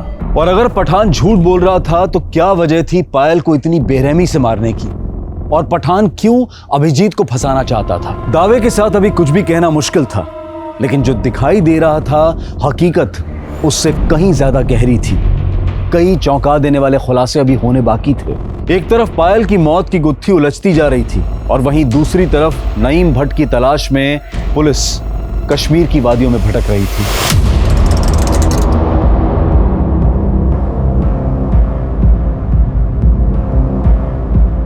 अस्सलामु अलैकुम जनाब। वालेकुम अस्सलाम।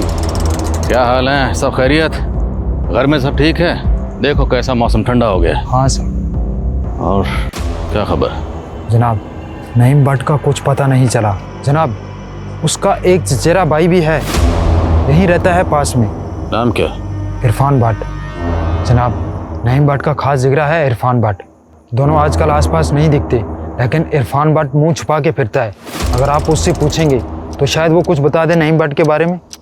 इस इरफान को हम देख लेंगे, तुम अपना एंटीना नईम भट्ट के लिए ऑन रखो।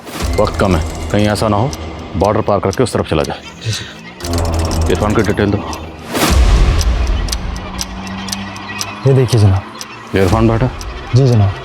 ये फोटो दूसरे साहब के मोबाइल में भेजो। ओके जनाब। अच्छा मैं चलता हूँ मैं। आजा विवेक। कहाँ जा रहा है बेटा तू? ऑफिस जा रहा हूँ ना। ऑफिस? अभी अभी तो आया तू ऑफिस से 5 मिनट पहले। अच्छा। हाँ सुनो मैं क्या बोल रही हूँ बेटा।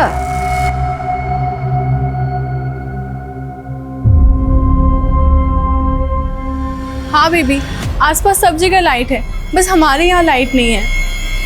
तुम प्लीज आ जाओ ना। यार बेबी अभी तो नहीं आ पाऊंगा, 2 घंटे लगेंगे। तुम एक काम करो, तुम वॉचमैन को बोल दो इलेक्ट्रिशियन बुला देगा कोई।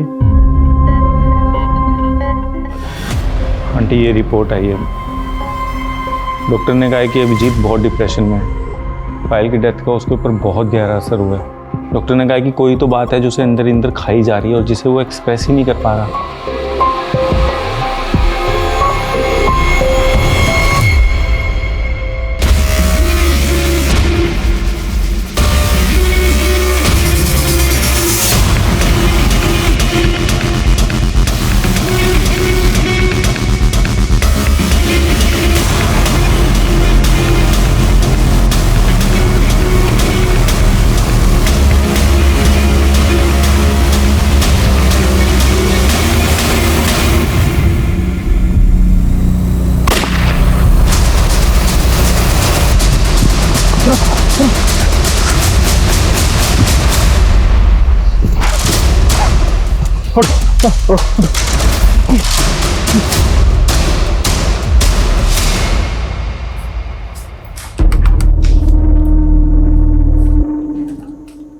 कहाँ गया था बेटा तू?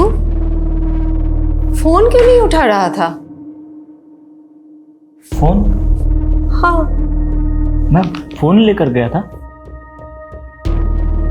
शायद पार्क में रह गया होगा फोन। फोन कहाँ है मेरा? मेरा फोन यही कहीं तू फिक्र मत कर। सुन बेटा, तू चिंता मत कर, हम नया ऑर्डर कर लेंगे, ठीक है? ये बता तू गया कहाँ था? ये लेने गया था माँ, बहुत दिन से पेंटिंग नहीं की तो सोचा पेंटिंग करूँ। वाह, बहुत अच्छा, बना पेंटिंग बना।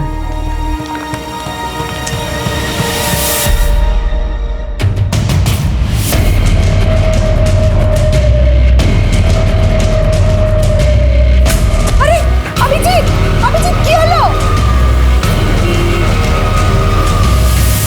क्या हुआ अभिजीत को? कैसी तबीयत अब? मेरी बात हुई है अंकल डॉक्टर से अभी।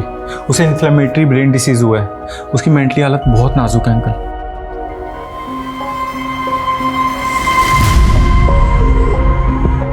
उठो बेबी, ऑफिस नहीं जाना तुम्हें? नहीं। कितने लेजी हो गए हो तुम? ना ही मुझे उठना है, ना ही तुमसे दूर जाना। सुबह सुबह बहुत रोमांटिक हो गए थे। तुम मेरी लाइफ का वो ब्यूटीफुल ड्रीम जिसे मैं कभी भूलना नहीं चाहता।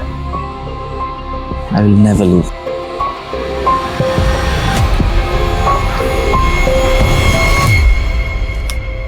बेटा देख, तेरे लिए चाइनीज लाए हैं बेटा। बेटा बेटा अभी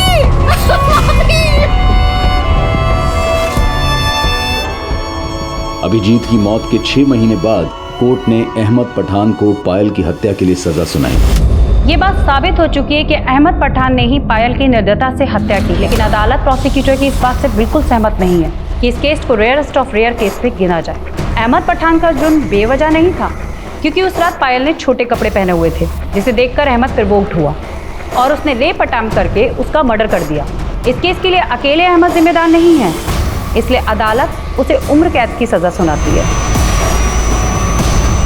कोर्ट की टिप्पणी और फैसला लोगों को नागवार गुजरा और सेशन कोर्ट के फैसले से असंतुष्ट पायल के परिवार ने इस फैसले को हाई कोर्ट में चैलेंज किया, लेकिन फिर से जज द्वारा यही कमेंट किया गया कि लड़की ने शॉर्ट्स पहने थे, जिससे प्रवोक होकर मुजरिम ने रेप अटेम्प्ट किया और पायल की हत्या हुई।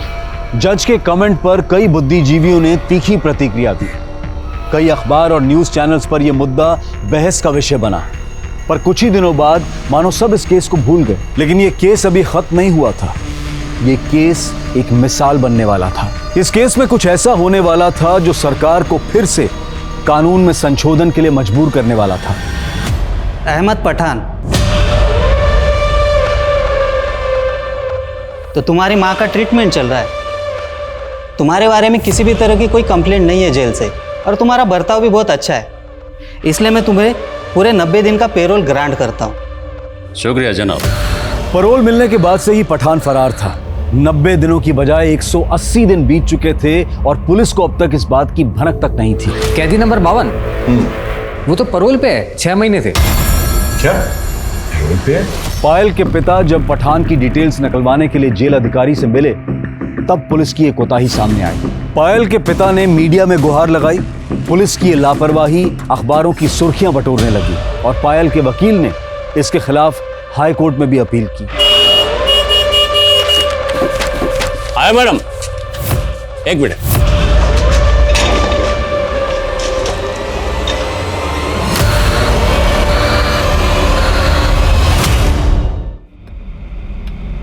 माफ़ करना जनाब, पिछली बार मेरी गलत इन्फॉर्मेशन की वजह से आपकी जान खतरे में पड़ गई थी, लेकिन उस गोली पर इरफान भट्ट का नाम लिखा था। इरफान भट्ट? हाँ जनाब, सब पता किया मैंने। इरफान भट्ट के कितने दोस्त हैं, कितने दुश्मन हैं, उसमें हमें कोई दिलचस्पी नहीं है। यहाँ पे हम नईम भट्ट के लिए आए। ये देखिए, 2 दिन पहले ही शिफ्ट हुआ है जनाब, नाम बदल कर काम कर रहा है। आजकल कहाँ है? बारामूला में जनाब। बारामूला?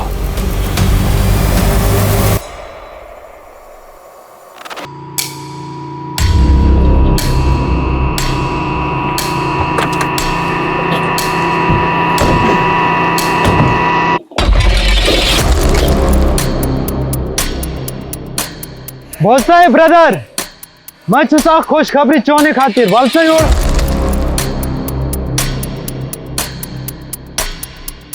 हाँ बोलो, क्या काम है हमारे लिए? वलसायु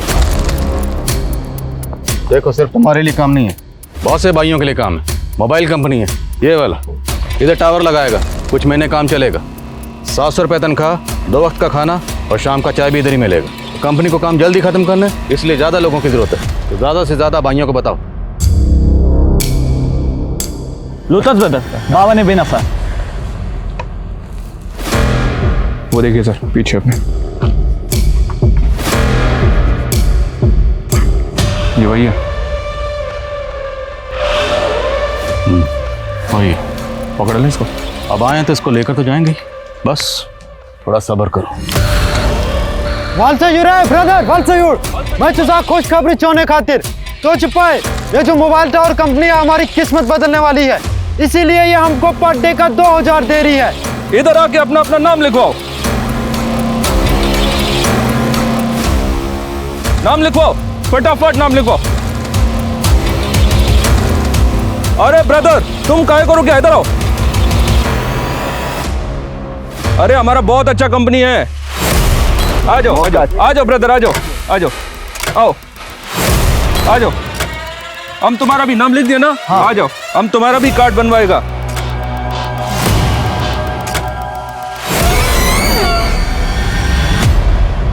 तुमको अच्छा पगार मिलेगा। ये अच्छा कार है ब्रदर, ठंडी बहुत हो रहा है, बैठो गाड़ी में, बैठो फटाफट।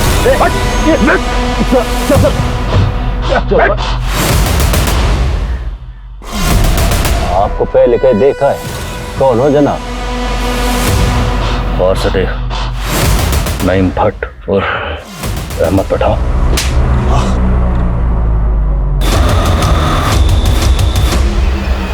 ये जन्नत तेरे जैसे शैतान के लिए नहीं, इसलिए तुझे घसीट कर यहां से निकालने के लिए आए।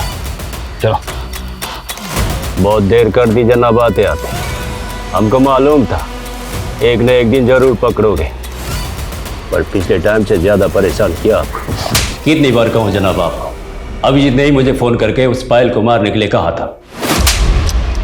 हमने सब पता लगा लिया, अभिजीत ने कभी तुझे ऐसा कुछ नहीं कहा और ना ही उसने कभी तुझे फोन किया। अब बोल।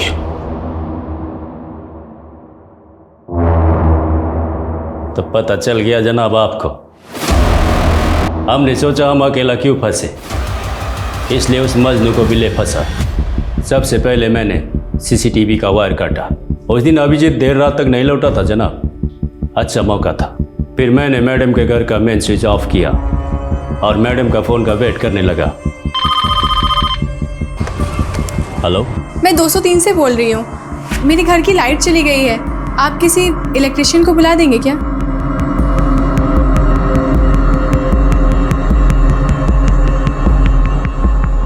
पहली बार बिजली गुल किया तब मैं चाबी लेने में नाकामयाब रहा जनाब, इसलिए दोबारा बिजली गुल करनी पड़ी। क्या भैया, बार बार लाइट जा रही है।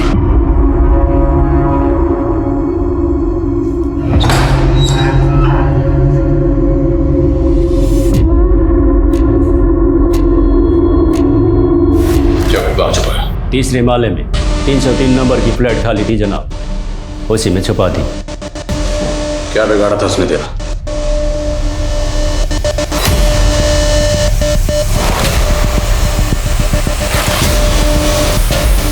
ओ भैया, नजर अपनी ना गेट पे रखिए। आपको गलत फहमी होगी मैडम। देखो जुबान मत लड़ाओ, बदतमीज कहीं के। थोड़ा सा उसके बदन को देख लिया तो इसका बदन घिस गया।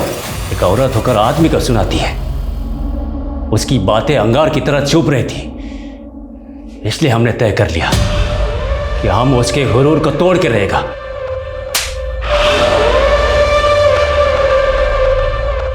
इस केस ने सुरक्षा नियमों और पैरोल सिस्टम पर कई सवाल खड़े किए थे। इस केस के बाद ही सुरक्षा कर्मियों और डोमेस्टिक हेल्प्स की भर्ती के लिए स्ट्रिक्ट गाइडलाइंस जारी की गई। सिक्योरिटी एजेंसीज को जवाबदेह बनाने के लिए एड्रेस वेरिफिकेशन और बैकग्राउंड चेकिंग को अनिवार्य किया गया और साथ ही रेप और मर्डर जैसे संगीन अपराधों से जुड़े कैदियों को पैरोल ना देने का फैसला लिया गया। यह प्रावधान भी पारित किया गया कि अगर किसी असाधारण स्थिति में किसी अपराधी को पैरोल पर छोड़ा जाए तो उसकी अवधि 90 दिनों से अधिक नहीं हो सकती है और पुलिस उन पर कड़ी निगरानी रखेगी। पायल के परिवार को अपनी बेटी की कमी हमेशा खलेगी और शायद उन्हें इस बात की तसल्ली भी होगी कि पायल का केस वो जरिया बना जिसने सुरक्षा के नियमों में मौजूद खामियों को उजागर किया और उनमें परिवर्तन भी लाया। अब मैं अनूप सोनी आपसे विदा लेता हूं, फिर मुलाकात होगी क्राइम पेट्रोल सतर्क में एक और नए केस के साथ। तब तक अपना और अपने परिवार का ख्याल रखें, सतर्क रहें, सुरक्षित रहें और देखते रहें क्राइम पेट्रोल सतर्क। जय हिंद। इस तरह के और भी एपिसोड देखने के लिए हमारे चैनल को सब्सक्राइब करें और बेल आइकन दबाना ना भूलें।